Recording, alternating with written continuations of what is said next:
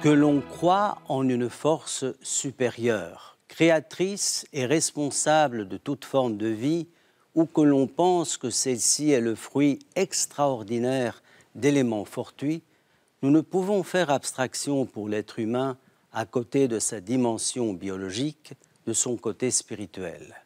Qu'on l'appelle esprit, pensée, âme, ego ou je ne sais quel autre, l'être humain n'est pas qu'un montage de 37 200 milliards de cellules.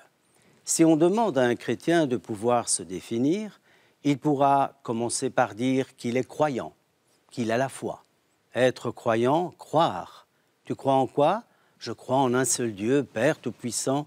Cette confession de foi, à la première personne du singulier, est la carte d'identité du chrétien.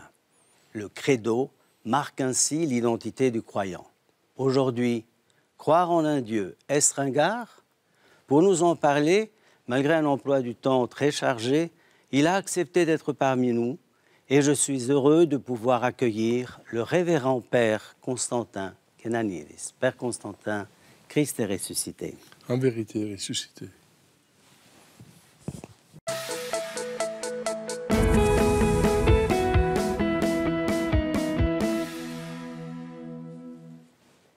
Révérend Père Constantin, vous êtes docteur de la faculté de théologie de l'Université Aristote de Thessalonique en Grèce, directeur de l'Institut de théologie orthodoxe de Bruxelles, apôtre Paul, secrétaire général du bureau de l'Église orthodoxe auprès de l'Union européenne et recteur de la paroisse Saint-Maxime le Confesseur à Göringhem.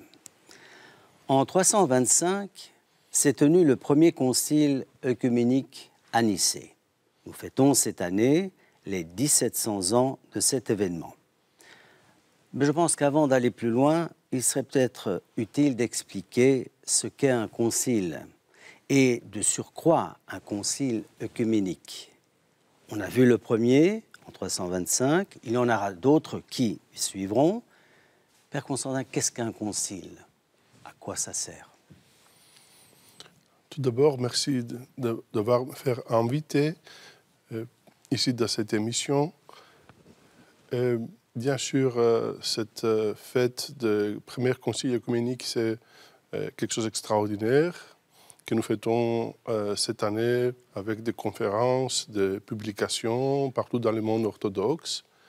Et bien sûr, les conciles, c'est la convocation d'un concile, c'est tout d'abord quelque chose qui était premièrement mis en place par les apôtres. Le premier concile, c'était le concile apostolique, quand les apôtres sont mis ensemble pour gérer les choses, les soucis et les problèmes qui se sont produits au premier temps de l'Église. Alors c'est par eux que nous sommes été inspirés. Nous avons choisi ce système de gestion de l'Église chrétienne. Et bien sûr, on a eu plusieurs conciles, rassemblements des évêques. C'est une assemblée d'évêques que c'est le premier, le primus inter pares, qui invite, qui convoque. Mais pour un concile œcuménique, ces conciles œcuméniques, on ne pourra jamais convoquer un concile œcuménique. Nous pourrions convoquer un concile local, interorthodoxe, pan-orthodoxe, mais jamais un concile œcuménique. Vous parlez pour maintenant, pour cette époque? Pour toujours. Pour toujours. Le nom œcuménique devient, selon les canons de l'Église, par la conscience du plérum, du peuple de l'Église. C'est l'acceptation des décisions de cette concile d'une manière œcuménique, globale, si vous voulez, de la part de la plérum de l'Église, de fidèles de l'Église en général Et si ces décisions sont acceptées par les fidèles, alors nous pourrions dire que ce concile était un concile œcuménique. On a des dizaines de conciles interchrétiens à l'époque ou après le schisme interorthodoxe.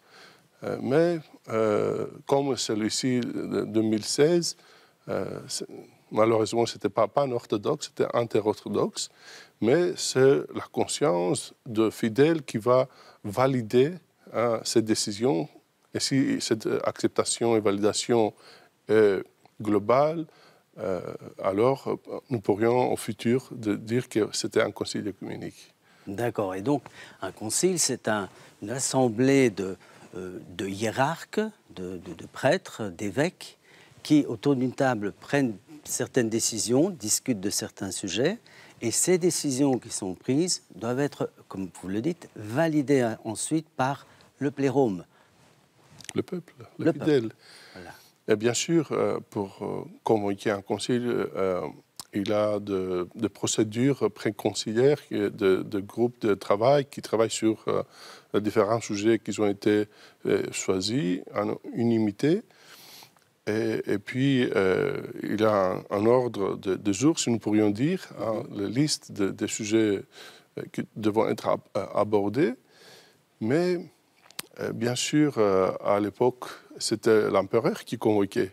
Et comme c'est le cas de Saint Constantin, qu'il a vu de conflits qui ont été produits par les différents groupes de chrétiens qui ont été convertis sans catéchèse, parce que il faut dire, Père Evangelos, que quand Saint Constantin il a signé l'édit du Milan, qu'il a marqué l'arrêt de persécution des chrétiens en Milan en 313 avec son qu'empereur Licinius.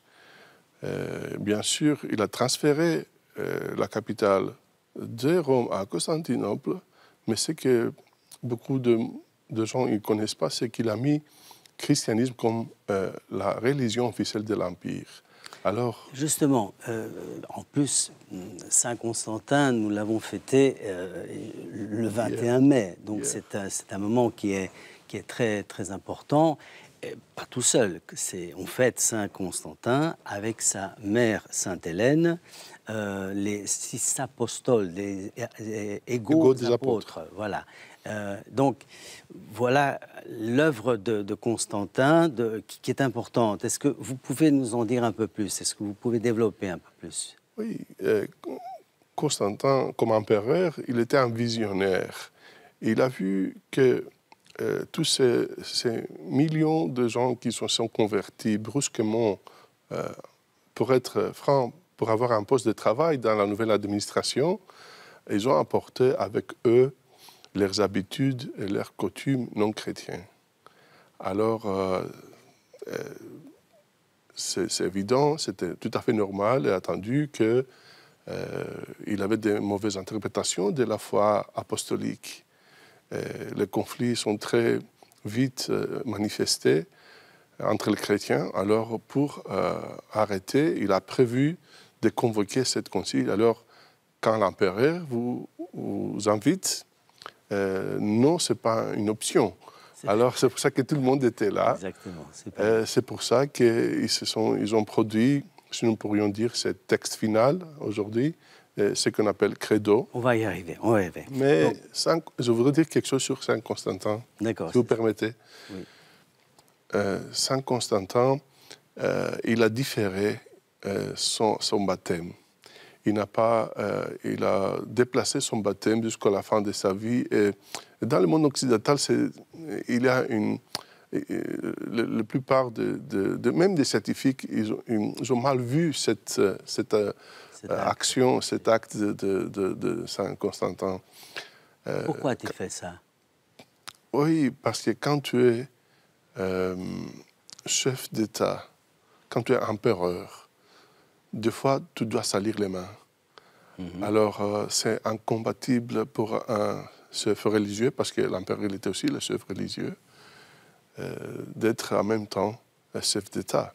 Alors, juste pour cette raison, parce que toute sa famille était convertie, était baptisée, mais lui, il a déplacé son baptême. Et dès qu'il était baptisé, il n'a jamais été revêtu par ses vêtements royaux. Il a resté avec le vêtement du baptême jusqu'à la fin de sa vie. Et il était un sort de prêtre qui parcourut le monde entier en baptisant des églises. Et aussi, très peu de gens connaissent que c'est lui, le premier, qui a construit, qui a bâti la basilique de Saint-Pierre à Rome. Il a pris soin lui-même, personnellement. Il a même surveillé la qualité, les couleurs des marbres, etc. D'accord. Et c'est lui qui a apporté les reliques d'apôtre Pierre à Rome. Alors, voilà, Saint Constantin, pas seulement il a changé les roues d'histoire, parce qu'il a arrêté les persécutions, parce qu'on ne sait pas comment l'Europe et le monde entier serait sans l'arrêt de ces persécutions brusques et sévères. Et alors, il a convoqué ces conciles qui, plus tard, étaient nommés œcuméniques pour résoudre une fois pour toutes ces conflits destructifs de l'Église. Ok, c'est très important et très enrichissant ce que vous dites dans la mesure où, justement, la décision de Saint Constantin, de l'empereur Constantin, de désigner le christianisme comme religion officielle de l'État donne quelque part un éclaircissement sur l'avenir de ce que va devenir l'Europe après. Alors, le premier concile va mettre l'accent sur ce qu'on va appeler le symbole de Nicée-Constantinople, parce qu'il va se faire en deux parties. C'est le fameux credo, du latin credere, croire. Que signifie, Père Constantin, la croyance et quelle place a-t-elle à notre époque dans les couches de la population, ce mot de croyance? Oui, c'est bien que vous posez cette question parce que, entre-temps, croire, on vit, dans notre tête, croire, ça veut dire j'accepte. Oui, ce que vous dites, c'est vrai, c'est la vérité, je te crois. Mm-hmm.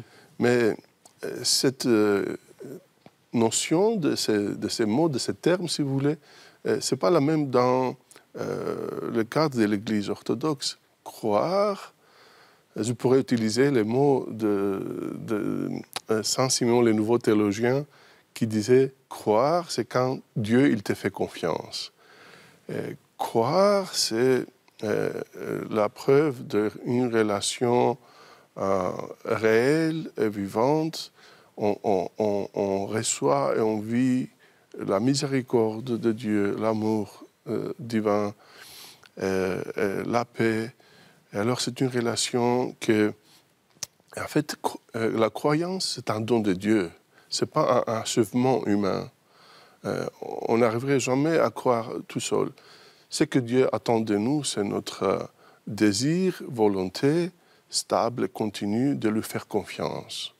Et quand il voit ça, il nous offre, il nous accorde les dons et les vertus de la croyance. Alors, c'est beaucoup plus profond que ce qu'on appelle aujourd'hui « je crois ». Tout à fait, tout à fait. Alors, effectivement, croire, la foi, le don de Dieu, quel est l'impact, d'après vous, de la foi sur notre personnalité, le choix de vie qu'on va faire, notre manière de nous situer dans les actes quotidiens et ce qu'on va projeter, les projets qu'on va avoir pour l'avenir, pour le futur? Quel est l'impact de cette notion de foi, justement? Quand on vit cette relation avec Dieu, nous sommes profondément touchés. Et cette relation, ce n'est pas une relation que nous donnons un et recevons un. C'est quand on fait confiance, Dieu nous accorde en abondance et en plénitude, comme il a promis, toutes ses vertus. Et ces vertus remplissent nos cœurs et nos âmes. Et puis, pour anticiper ce que reçoit, on devient croyant, on devient fidèle, on devient éthique, on applique la loi, on applique la volonté de Dieu dans notre vie. Ce n'est pas une obligation. Être éthique, ce n'est pas quelque chose qui s'impose par peur ou par recevoir quelque chose parce qu'on a donné quelque chose. Ou donner quelque chose parce qu'on a reçu quelque chose. C'est un acte libre pour anticiper ce qu'on a reçu, surtout indignement. C'est pour ça que nous devenons humbles devant Dieu, parce que Dieu, nous découvrons l'amour de Dieu comme un Père compatissant, qui accepte, qui nous pardonne chaque fois que nous transgressons sa volonté. Il est là comme un Père compatissant de nous accueillir et de nous aimer. Et nous ignorons sa volonté, nous ignorons sa présence.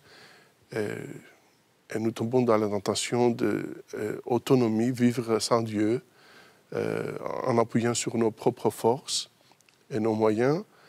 Mais chaque fois que nous, par une difficulté, par une maladie, par quelque chose qui nous réfléchit la mémoire, que nous ne sommes pas capables de gérer notre vie, et nos angoisses et nos peurs, alors nous nous adressons à Dieu. Mais Dieu, il est toujours là.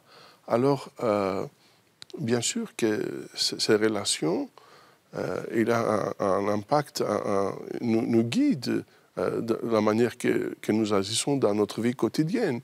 Quand tu as le sentiment profond que Dieu, il te pardonne sans que tu es digne, quand tu reçois le corps et le sang du Christ indignement, tu ne peux pas juger les autres, tu ne peux pas condamner les autres, tu ne peux pas faire de discrimination, tu es prêt de sacrifier toi-même pour les autres. Alors tu deviens un homme qui est rempli par la grâce, et cette grâce et ces vertus sont impossibles d'être cachées. Et alors, parce que tu les as reçus indignement, tu essayes de partager avec les autres l'amour, la paix, l'humilité, toutes ces vertus qu'on reçoit. Alors, notre vie, spécialement aujourd'hui, dans un monde perturbé, dans un monde qui règne la violence, voilà, cette relation avec Dieu, c'est indispensable pour qu'on puisse, nous donnons un témoignage authentique de ces vertus, de ces éléments que notre monde il a tant besoin aujourd'hui. Mais avant de continuer, je voudrais, si vous permettez, de dire quelques mots sur cette concile écuménique. Je vais y revenir, mais vous pouvez. Allez-y. Merci. Merci, mon père. Vous voyez ce texte que nous appelons credo. Oui. Il est intact. Justement, je voulais juste cette question qui venait après. Elle est, cette prière, pour quelle raison le credo reste et demeure immuable, qui ne bouge pas? Voilà, c'est vraiment la question que je voulais poser. Oui. Tout d'abord, les pères de l'Église, ils n'ont pas, se sont pas prononcés, ils n'ont pas écrit, ils n'ont pas dit ce qu'ils ont pensé, ce qu'ils ont réfléchi, ce qu'ils ont étudié. Bien sûr, ils se sont appuyés sur la sagesse du passé, mais ils ont mis des mots et des termes non chrétiens qu'ils ont pris de sciences non chrétiennes, mais ils se sont exprimés, ce qui était révélé à eux par Dieu. Alors, la théorie, l'écriture des textes patristiques, et comme ce texte, est un produit de la révélation divine. Alors, pour faire une comparaison immédiate avec ce qui se passe aujourd'hui, hein, les théologiens, ils se prononcent en disant, voilà, moi je pensais, j'ai lu, j'ai étudié, mais les pères de l'Église, ils n'ont pas fait ça. Ils ont dit, ce que je dis, c'est ce qui était révélé à moi par Dieu. Et alors, ils ont utilisé le terme scientifique. termes de l'époque. consubstantiels. Hein. Ce n'était pas dans l'Évangile, c'était emprunté de la philosophie grecque ancienne. Exactement. Ou des autres termes. La Trinité. Alors, mais ce qui est important, c'est que ce texte reste intact et immodifié, excusez-moi, parce que c'est un produit de la grâce de Dieu, de la grâce divine. Et la théorie vient de la révélation, des praxis. C'est pour ça que nous disons orthodoxie existe à côté d'orthopraxie. Et ça, c'est quelque chose, une croyance profonde de notre Église que des fois nous oublions. Alors, ce n'est pas un texte intellectuel, un texte scientifique, mais c'était... Vous voyez, pourquoi c'est extraordinaire? Parce qu'ils ont décrit ces vérités hyper logiques avec des moyens logiques qui est la parole et l'écriture. C'est ça qui est extraordinaire, pas seulement dans les credos, mais dans tous les textes patristiques. Tous les textes. Ils ont une valeur qui tient dans le temps parce que il y a cet élément d'origine divine. Est-ce que c'est exagéré de dire que les pères de l'Église ont été inspirés par le Saint-Esprit pour arriver au résultat final que nous avons? Vous avez utilisé le mot exact, inspiré. Le Saint-Esprit n'a pas dicté, comme quelques disent, chaque mot, mais tous les écrivains sacrés, pères de l'Église, étaient inspirés, et selon leur caractère, leurs études, leur personnalité unique, chacun, il a contribué. C'est qu'on a ce trésor, cette source extraordinaire et précieuse patristique. Père Constantin, est-ce qu'on peut comparer le credo à la notion de dogme? Est-ce que vous pensez que les deux éléments sont comparables? Les grands dogmes sont dans le credo, hein. Mais ces dogmes se sont produits par la pratique de la vie des pères de l'Église. Ils ne sont pas des théories c'est un produit intellectuel. Ce sont les dogmes, c'est vous voyez, l'unité dans l'Église. Ce n'est pas un consensus administratif ou scientifique. L'unité, c'est le partage dans le même Esprit Saint, dans la grâce du même Esprit Saint. Alors, si on n'a pas d'unité dans notre Église aujourd'hui, si on a des conflits, c'est parce qu'on ne partage pas la même grâce. Nous devenons... moi, j'ai un motto dans ma vie, quand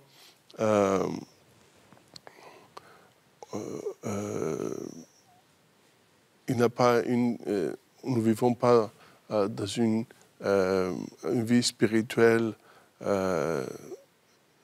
authentique, tout devient politique. Quand la théologie devient idéologie, une idéologie, tout devient politique après. Politique. Alors la sécularisation est là depuis de longues années. Et alors on doit se battre, on doit prendre l'exemple, pas seulement des pères de l'Église de l'époque ou de plus tard, mais des saints contemporains, qu'on a de nombreux saints et saintes contemporains de notre Église. Et si on veut honorer vraiment les saints, on doit imiter leur vie. C'est ça qui va donner unité dans notre Église. Ok. Père Constantin, l'Église, nous le savons, est composée d'un ensemble de personnes. L'Église est une famille. Elle accompagne l'évolution de son époque. Mais la question qui se pose est à savoir si elle doit s'adapter aux besoins ou si elle doit rester un socle de référence stable vers lesquels l'être humain peut se retourner et s'appuyer.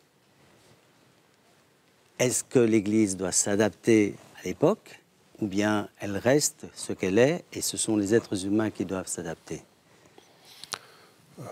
Je pense que cette question est une question la plus importante de nos jours, parce que la mission de l'Église, depuis toujours, était la même jusqu'à aujourd'hui. C'était l'adaptation de le message évangélique aux demandes, aux exigences contemporaines. Et les pères de l'Église, depuis toujours, ils ont fait ça. Ils ont appuyé sur la sagesse du passé, mais avec des critères spirituels et théologiques, ils sont donnés de solutions, ils sont présentés la volonté de Dieu sur des questions contemporaines. Par exemple, je vous donne un exemple. On a un couple qui a un problème de ne pas avoir des enfants, de stérilité. Alors, voilà, il va à son père spirituel, demande des conseils. Voilà, parce que nous souffrons de ne pas avoir des enfants, nous voulons bien aller faire une insémination artificielle. Alors, si ce père spirituel est quelqu'un qui est attaché au passé, et on l'appelle qu'un conservateur, disons, il va dire insémination artificielle. Mais c'est où dans les pères de l'Église? C'est où dans la Bible? Non, c'est pas orthodoxe, c'est pas conseillé, non. C'est pas possible. Alors, on prend le cas qu'un couple va chez un père spirituel dit progressif. Progressiste. Alors, il va dire, si cette insémination artificielle va fortifier votre relation et votre amour, allez-y. Qu'est-ce qu'on va faire avec les fœtus qui ont été inséminés? On les met en frigo d'azote et puis on les laisse. Voyez, tous les deux courants conservateurs et progressistes sont des courants dangereux pour notre Église. Les pères de l'Église, ils ont parlé de la voie royale, qui n'est pas la synthèse de deux extrêmes. C'est pour ça qu'on parle de la personne, de la unicité de la personne dans l'Église. Et chaque personne est unique. Et c'est pour ça que la discrétion, c'est la reine de la vertu de notre vie spirituelle. Alors, pour chaque personne, on doit trouver ce qui est utile pour sa vie spirituelle, pour son itinéraire vers le salut.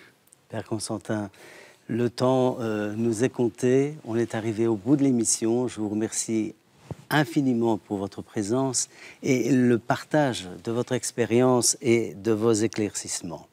Merci beaucoup. Je vous remercie beaucoup de cette... Merci à tous, téléspectateurs, d'avoir été là et que Dieu vous garde.